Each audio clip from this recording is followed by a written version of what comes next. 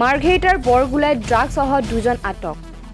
মাৰ্ঘেৰিটা সমজিলাৰ অন্তৰ্গত বৰগুলাই বিকেভি স্কুলৰ সমীপত আজি ড্ৰাগছসহ 2জন লোকক আটক কৰে আৰক্ষীয়ে মাৰ্ঘেৰিটা মহকুমা আৰক্ষী বিষয়া আৰু মাৰ্ঘেৰিটা আৰক্ষীয়ে আটক কৰে লোক 2জনক গোপন সূত্ৰৰ পম খেদি আৰক্ষীয়ে বৰগুলাই বিকেভি স্কুলৰ সমীপত ৰাষ্ট্ৰীয় পথত বাইকত আহি থকা অৱস্থাত আটক কৰে লোক 2জনক আটকাধীন লোক 2জনৰ পৰা 11.24 গ্ৰাম ড্ৰাগছ 20টা খালী কণ্টেইনাৰ আৰু বাইক 2খন জব্দ কৰে আটকাধীন লোক 2জনৰ নাম ক্ৰমে হৰজু চেত্ৰী আৰু কিষাণ তামাং বুলি জানিব পৰা গৈছে মাৰ্ঘেৰিটাৰ পৰা কিষাণ লালুঙৰ ৰিপৰ্ট টাইম 60 অসম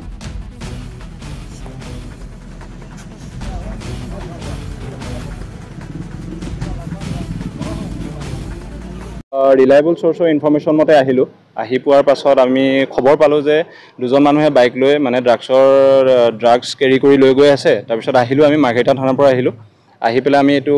বৰগুলাই ভিকেবি স্কুলৰ ওচৰতে এখন ভিকেবি স্কুল আছে তাৰ ওচৰতে 2জন মানুহক মানে হাতেলোতে মানে সেধা টেমাত মানে কৰায়ত্ব কৰা গৈছে মানে 2জন লোক